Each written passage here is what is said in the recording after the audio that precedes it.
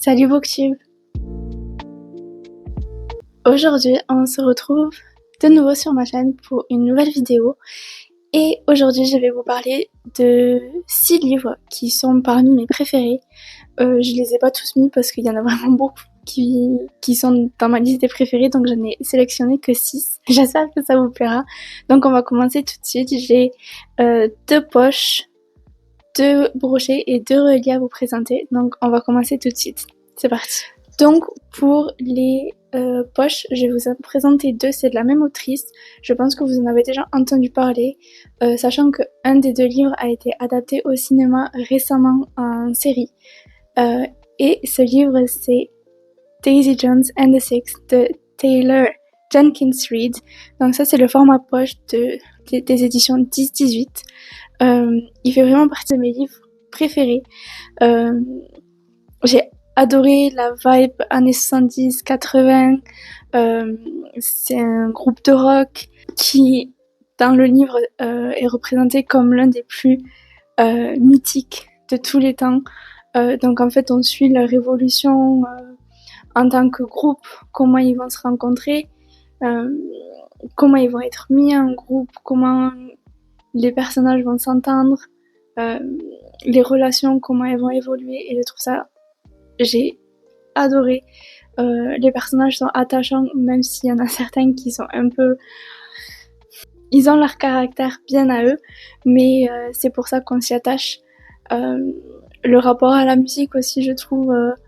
On apprend aussi de l'histoire de la musique, comment ça se passait dans les années... fin des années 70, début 80, donc c'est ultra intéressant. Je trouve que tout est bien formulé, tout est bien représentatif. Et puis en plus, j'ai vu la série également qui est sortie sur Prime Video, je crois, 2 ans après la sortie du livre, donc je crois que c'était en 2023 que la série est sortie. Je l'ai regardée de suite et j'ai adoré la série également parce que je trouve que c'est très bien adapté du livre, même si dans le livre il y a beaucoup je trouve, d'éléments qui n'ont pas été ajoutés, mais ça ne change en rien à l'histoire qui est toujours aussi bien. Les personnages dans la série sont parfaits, je trouve, pour les personnages qui sont représentés dans le livre. C'est vraiment un de mes coups de cœur. Je pense que si je devais donner une note pour celui-là, ça serait vraiment un 5 étoiles sur 5. Honnêtement, j'ai vraiment passé un super moment avec chacun des personnages et avec toute l'histoire qu'il y a autour. Donc vraiment, si vous aimez la musique, si vous aimez les vibes 70-80, les histoires d'amour évidemment, je vous le recommande fortement. Pour le deuxième livre, on reste toujours avec Taylor Jenkins Reid aux éditions 10-18 et on va passer aux Sirènes de Malibu. Pareil, j'ai adoré. Celui-là aussi, ça se passe dans les années 80 à Malibu. Donc c'est vraiment une vibe parfaite pour l'été. En plus, la couverture, ça fait vraiment années 80, au bord de la piscine. On peut voir l'océan en arrière-plan. Je trouve ça parfait. Je crois d'ailleurs que je l'ai lu l'été dernier. Mais du coup, ça se passe à Malibu dans les années 83 et on va suivre une famille de 4 enfants et les parents. Va devenir une star du showbiz et va quitter peu à peu la famille. Donc en fait, on va suivre Nina qui est l'aînée des 4 enfants et on va la suivre. On va dire que c'est elle qui va reprendre les rênes de la famille. C'est elle qui va faire fonctionner toute sa famille et donc on va voir le poids que c'est pour elle en tant que...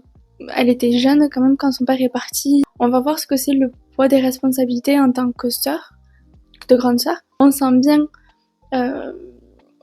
tout ce qu'elle a à gérer avec ses frères et sœurs. On va voir comment elle va arriver à gérer sa vie professionnelle et privée aussi en grandissant. On va suivre également la vie de ses frères et sœurs quand ils grandissent, comment ils vont gérer l'absence de leur père. Puis un jour, le père revient et voilà, ça va être un peu catastrophique les retrouvailles. Ils ont quand même de l'amour pour leur père. Malgré tout ça, des secrets vont être révélés, des des choses qui n'ont jamais été dites. Et tout ça va se passer alors qu'une fête est en train de battre son plein. Mais malheureusement, avant la fin de la soirée, une catastrophe va arriver, ce qui va bouleverser, mais également les rapprocher. Donc j'ai trouvé ça une très belle histoire, une très belle histoire de famille en fait, vraiment très bien euh, écrit dans ce livre. Donc pareil, je vous le recommande, je crois que j'ai mis un 4 sur 5 pour ce livre. Donc vraiment un très très gros coup de cœur. Donc maintenant on va passer aux deux brochets que je vais vous présenter, donc un que j'ai lu récemment et que si vous avez vu ma dernière vidéo du book haul, il est dedans. Et aujourd'hui on va parler de 31 jours pour t'aimer de Sophie Jomain aux éditions Ozu. Je crois que j'ai donné 5 étoiles sur 5 pour celui-là, ou 4, je ne sais plus. Vibe parfaite pour l'été, c'est sous forme de lettres. Donc si vous n'avez pas vu ma vidéo précédente, c'est comme ceci. Donc en fait c'est une lettre par jour. Honnêtement j'ai pas fait une lettre par jour, je l'ai vraiment lu en 3 jours. J'ai adoré l'histoire, on sent bien la fraîcheur, la légèreté de ce livre en fait, parce qu'on est en plein milieu de l'été, on est à la plage, on va suivre donc pas des adolescents, mais deux jeunes personnes de 18 ans, 17-18 ans, donc qui s'échangent des lettres, mais qui ne connaissent pas l'identité ni de l'un ni de l'autre. Ça ajoute vraiment quelque chose de, je sais pas, de pétillant à l'histoire. Je pourrais pas dire, mais j'ai tellement adoré cette lecture. Les lettres qui s'envoient, la rencontre aussi, c'est léger, on se laisse vraiment emporter par toute l'histoire et je trouve ça super. Et évidemment, je vous le recommande fortement si vous aimez toute la vibe été, lettres d'amour, lettres d'échange. Voilà, celui-là, il est pour vous. En deuxième brochet, je vais vous présenter, il fait partie d'une saga que j'ai lu l'année dernière et le premier tome était sorti en 2023 et je pense qu'on ne le présente plus, mais c'est Un automne pour te pardonner de Morgane Moncomble qui est sorti aux éditions Hugo Roman de la saga Seasons. Donc c'est le tome 1. C'est un de mes livres préférés. Je l'ai lu 2 fois en très peu de temps. Déjà la couverture, quand j'ai vu la couverture, j'ai absolument craqué. L'automne c'est une de mes saisons préférées et puis toute l'histoire qu'il y a derrière en fait, enquête, mystère, ça se passe en Écosse. Pour moi c'est vraiment la vibe parfaite d'un livre. Pour moi évidemment parce que c'est vraiment mon univers, c'est vraiment tout ce que j'aime. Il est incroyable, vraiment. Il y a un plot twist à la fin. Alors j'ai vu que certains qui avaient parlé de ce livre ont dit ah oui mais moi je l'ai vu venir dès le début et tout. Honnêtement pas moi. Donc j'étais assez contente de pas avoir vu le plot twist arriver. Et du coup ça a été vraiment pas un choc mais genre une très bonne surprise pour moi. J'ai adoré. Je crois que c'est un livre que je pourrais lire et re-relire toute ma vie sans jamais m'en lasser. Je vais vous faire un très court résumé pour ceux qui ne connaissent pas. Mais du coup, on va sur Camélia, qui est avocate en devenir et qui est fan de crimes, spécialement ceux qui ne sont pas résolus. Et ça tombe bien parce que un de ses anciens bourreaux de l'université va être retrouvé mort et le principal suspect va être un de ses autres bourreaux. Il était un peu moins violent que l'autre, va être suspecté de meurtre. Et elle va apprendre que Lou, donc le suspect, il va savoir que Camélia est en train de devenir avocate, donc en fait il va tout faire pour l'avoir à elle en tant qu'avocate pour le défendre, parce que lui se présume innocent, mais Camélia se dit elle accepte parce qu'elle se dit c'est parfait, je vais pouvoir prendre ma revanche sur lui et pour tout ce qu'il m'a fait subir pendant les années de universitaire, je crois, ou lycée, je ne me rappelle plus. Donc c'est comme ça que le début de l'histoire commence et tout va s'en suivre dans une enquête. Il y aura du mystère aussi, il y aura des énigmes qu'ils vont devoir résoudre, et je trouve ça incroyable. J'ai adoré l'histoire. En plus, il est musicien. Désolée, je sais pas si c'est un spoiler ou pas, mais on se doute, il y a un violon en plein milieu de la couverture, donc on peut se douter qu'il y a un rapport à la musique à l'intérieur. Mais pour moi, c'est une très très bonne lecture. Je me demande même si je vais pas le relire là quand l'automne va arriver, parce que c'est vraiment la vibe parfaite pour cette saison-là. Donc, si vous aimez tout ce qui est mystère, crime et romance également, je vous le recommande, et je vous recommande également la saga en entier, qui est composée de 4 tomes, qui est juste une de mes sagas préférées. Et pareil, je l'adore. Et alors, pour les 2 derniers, donc ça va être des reliés que j'ai. Donc, un également que je vous ai présenté dans ma vidéo du book haul du mois de juin, que je viens de terminer. Et pour moi, c'est vraiment aussi une très très bonne lecture. D'ailleurs, j'ai donné un 5 étoiles sur 5. C'est un livre que je n'ai jamais vu passer sur les réseaux, jamais sur Booktube, jamais sur BookTok. Je l'ai vraiment trouvé par hasard quand je fouinais sur Amazon. Et c'est vraiment un peu les mêmes vibes qu'un automne pour te pardonner. Ça va se passer à l'automne.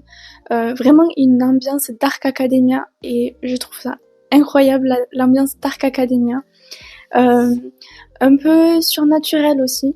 Mais du coup, on va parler de la Bibliothèque des Ombres de Rachel Moore aux éditions de Saxus. J'ai pas les mots presque pour parler de ce livre, parce que pour moi, il y a tous les ingrédients réunis pour un bon livre. Pour moi, attention, je ne parle pas pour les autres, je parle pour moi, parce que, encore une fois, ça regroupe vraiment tout ce que j'aime. Dark Academia, la saison de l'automne, ça se passe dans une université, non, dans une académie qui est réputée pour être les plus hantées des États-Unis. J'adore tout ce qui touche au paranormal, ça me fait très peur, mais je suis super attirée par tout ça. J'ai adoré, j'ai passé un agréable moment avec tous les personnages, ils sont très attachants. Surtout, j'ai beaucoup aimé Matteo, qui est le fantôme de l'histoire. Du coup, ce n'est pas un spoiler, c'est marqué dans le résumé à l'arrière du livre. Il est très attachant, touchant aussi. L'histoire avec ST, du coup, qui est la protagoniste que vous voyez là sur la couverture.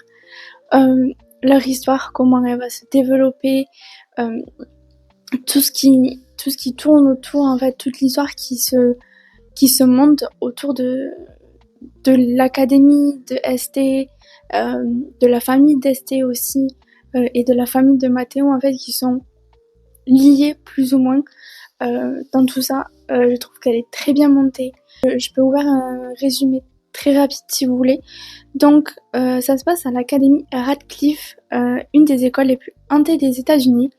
On a ST, donc, qui elle ne croit absolument pas au paranormal, mais elle décide d'intégrer cette école parce que son père y a étudié 30 ans auparavant, mais son père est malheureusement décédé, donc en fait elle veut aller dans cette école pour suivre ses pas, pour continuer ce que lui n'a pas terminé parce qu'il est parti avant de pouvoir finir son cursus universitaire. Et un jour, donc c'est vraiment au début, quand elle arrive à l'université, donc il y a une visite de la bibliothèque qui est programmée et elle va tomber sur Matteo et elle va commencer à parler avec lui, elle va le voir de temps en temps dans l'école, sauf qu'elle ne sait pas, c'est que Matteo est un fantôme.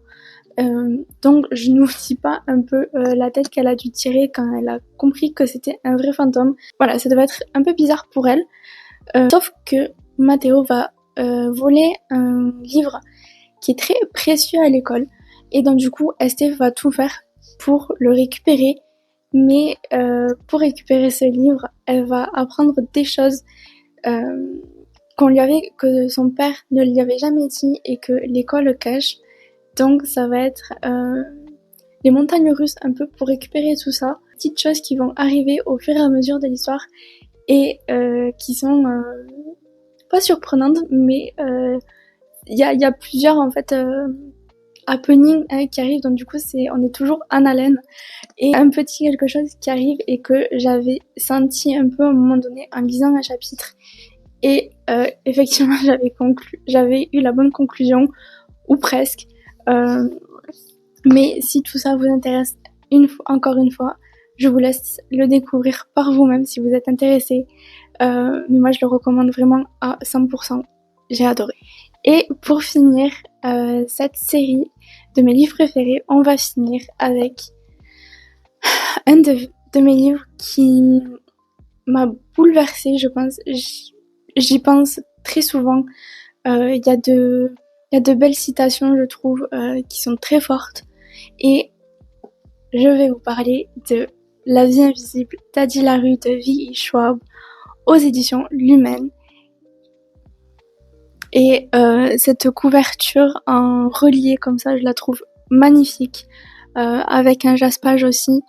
Et le design sur le jaspage, on le retrouve sur la couverture et sur le côté également. Ce livre, je l'ai lu il y a 3 ou 4 ans, je crois. Je n'ai pas de mots pour décrire ce que j'ai ressenti en lisant ce livre. C'est émouvant, c'est bouleversant.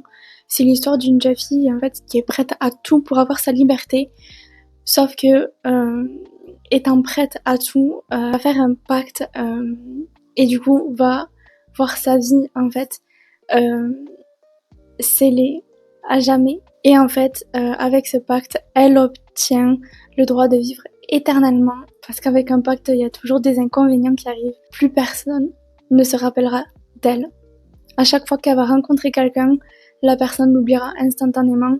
Mais du coup, je pense que c'est quand même, comme ils disent, ainsi commence une vie extraordinaire, parce que du coup, elle va rencontrer plein de gens, elle va faire plein de découvertes, plein d'aventures stupéfiantes.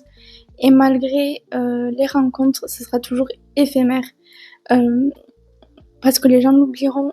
Mais c'est un voyage en fait à travers le temps et l'espace. Elle va vraiment partir des États-Unis, elle va arriver en Europe. Voilà, on va partir des années 1700, on va se retrouver dans les années 2010. Donc c'est un peu partout dans le monde, des époques différentes. Et je trouve que c'est une très belle histoire. C'est très bien écrit. Il y a des twists également. La personne avec qui elle a fait le pacte, évidemment, c'est le diable. Du coup, ça va pas être sans embûche, mais j'ai adoré. J'aimerais beaucoup le relire, mais comme vous pouvez voir, c'est une brique. Il est très lourd. Il fait dans les 700 pages, donc j'ai mis un peu de temps à le lire, mais une fois qu'on est pris dedans, la lecture va très vite. Je crois que... Alors je sais qu'il y a des gens, je pense qu'un 700 pages, ça va pas leur faire peur, ils vont le lire en 2-3 jours. Moi je crois que j'ai mis 1 semaine à le lire, mais ça dépend vraiment. Il y a des jours où je peux lire très vite et il y a des jours où je suis très lente. Mais après c'est pas écrit très petit, hein. C'est écrit, je vais vous montrer. C'est écrit assez gros, donc en soi ça va assez vite. Mais voilà, j'ai adoré voyager avec Adi à travers toute cette histoire, à travers ce gros pavé. Donc, si vous aimez pareil tout ce genre d'histoire, tout cet univers, je vous le recommande à 100%, évidemment, comme tous les autres que je viens vous présenter, parce que pour moi, ce sont des lectures vraiment qui m'ont transporté dans un autre univers, dans un autre monde, et qui m'ont fait oublier la réalité. Donc, maintenant, c'est à vous, c'est à votre tour. Je vous laisserai aller voir tout ça. Donc voilà, c'est la fin de cette vidéo pour aujourd'hui. J'espère que ça vous a plu, j'espère que je vous ai fait de bons petits résumés. Donc n'hésitez pas à aller voir mes autres vidéos, il y en a 2 autres. Pour être au courant de la prochaine sortie, allez me suivre sur mon compte Instagram, c'est le même nom que ma chaîne. Donc on se retrouve là-bas pour la prochaine sortie, je vous mettrai ça en story. Et jusque là, je vous dis à bientôt, n'oubliez pas de vous abonner, de liker et de laisser des petits commentaires, ça aide toujours. Voilà, allez je vous fais des bisous, on se retrouve très bientôt. Bye.